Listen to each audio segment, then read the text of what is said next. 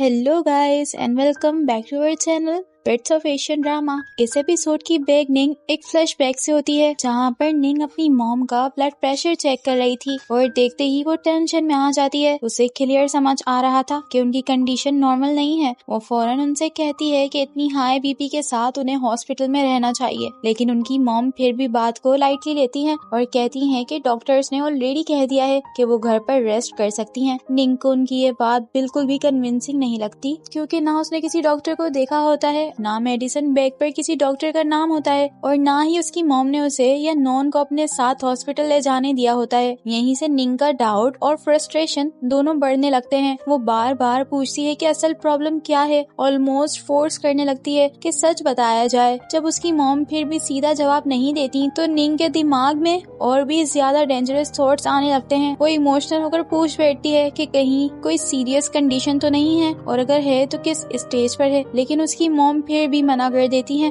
और कहती हैं कि उन्हें किसी किस्म की बीमारी नहीं है। निंग को समझ आ जाता है कि यहाँ कुछ न कुछ जरूर छुपाया जा रहा है। इसी टेंशन के बीच नॉन पोरेज लेकर रूम में आता है। एटमॉस्फेयर ऑलरेडी हैवी था, लेकिन इस मोमेंट में सीन थोड़ा इमोशनल टर्न ले लेता है। नॉन अपनी मॉम का ख्याल बहुत सॉफ्टली रखता है, उनकी बात बचपन तक चली जाती है और फिर नॉन अपनी मॉम को प्यार से खाना खिलाता है। ये सीन उनकी फैमिली बॉन्डिंग और इमोशनल पेन दोनों को स्ट्रॉन्गली शो करता है। दूसरी साइड प्रेजेंट में निंग और जिन प्रोफेसर विरोध की कन्फेशन वीडियो देख रहे होते हैं। इसी वीडियो में स्टोरी का एक बहुत इंपॉर्टेंट हिडन चैप्टर ओपन हो जाता है। प्रोफेसर बताता है कि सब कुछ एक सीक्रेट रिसर्च प्रोजेक्ट है जिसका नाम है एनी सॉन्ग। फ्लैशबैक में पता चलता है कि निंग की मॉम का प्रोफेसर के साथ पुराना कनेक्शन था और दोनों एक ऐसे सिस्टम में फंस गए थे जहां साइंस, पावर और करप्शन सब कुछ मिक्स था। प्रोफेसर के मुताबिक नए मैनेजमेंट ने उन लोगों पर करप्शन और फेक रेसिप्ट का इल्जाम लगा दिया। सरफेस पर तो ये एक फाइनेंशियल केस लग रहा था, लेकिन असल में कुछ और ही चल रहा था। रिसर्च डिपार्टमेंट का बजट अपने कंट्रोल में लेने के लिए उन लोगों को टारगेट किया गया था। निंग की मॉम प्रोफेसर को समझाती हैं कि अगर वो लोग फाइट करेंगे तो उनके पर्सनल सीक्रेट्स भी रिवील हो सकते हैं और उनके अगेंस्ट यूज किए जा सकते हैं। वो प्रोफेसर को वार्न करती हैं कि पावरफुल लोग सिर्फ उनकी जॉब्स नहीं, उनकी पूरी जिंदगी डिस्ट्रॉय कर सकते हैं। प्रोफेसर के लिए ये सब सिर्फ प्रोफेशनल लूज नहीं था,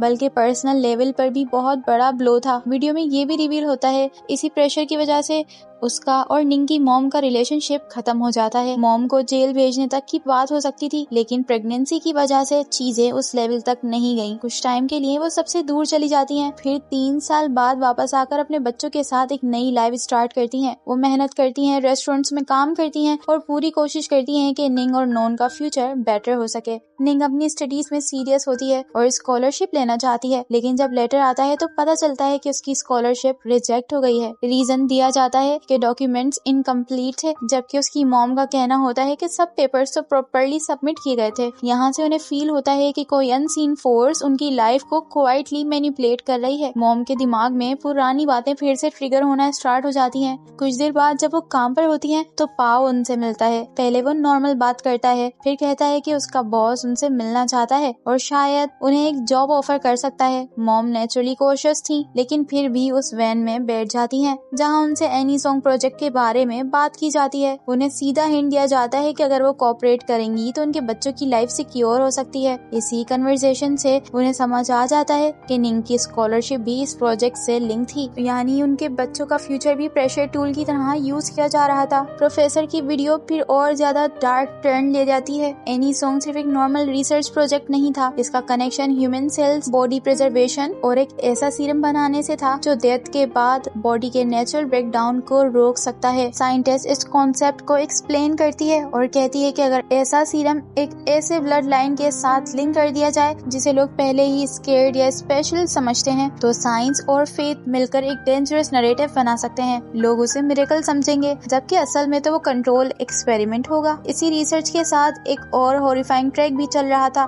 जॉय और उसके सर्कल का सीन दिखाया जाता है जहाँ वो सब मिलकर एक लड़की को हरास करने की कोशिश कर रहे थे। अपनी जान बचाने के लिए वो एक्सपेरिमेंटल टूल्स में से इंजेक्शन उठाती है और अटैकर की नेक में उस इंजेक्शन को इंसर्ट कर देती है, लेकिन उसके फौरन बाद ही उस लड़की को मार दिया जाता है। सान ये सब देखता है और रिएक्ट भी करता है, लेकिन पूरी तरह रोक नहीं पाता। और यही वो फ्लैशबैक है जो शुरू से सान को तंग कर रहा है, और फिर यही इंसिडेंट ही बाद में सीरम के अनकंट्रोल कंसीक्वेंसेस को ट्रिगर करता है। सीन शिफ्ट होता है कंचना पर, जहां मेंटल ब्रेकडाउन की वजह से और कोई दूसरा ऑप्शन ना मिलने की वजह से वो इस सीरम को खुद अपने अंदर इंजेक्ट कर लेती हैं। कुछ मंथ्स के बाद उनकी body Aahista Aahista break down होने लगती है। वो समझ जाती हैं कि उनके पास ज्यादा टाइम नहीं है, इसलिए वो प्रोफेसर को सारी फाइल्स और इन्फॉर्मेशन एक बॉक्स में दे देती हैं और रिक्वेस्ट करती हैं कि अगर वो ना रहें तो उनके बच्चों का ख्याल रखा जाए। इस मोमेंट में क्लियरली दिखाया जाता है कि ये प्रोजेक्ट सिर्फ साइंस एक्सपेरिमेंट नहीं था, बल्कि लोगों की लाइव्स, बॉडीज और रिलेशनशिप सब कुछ कंज्यूम कर रहा था।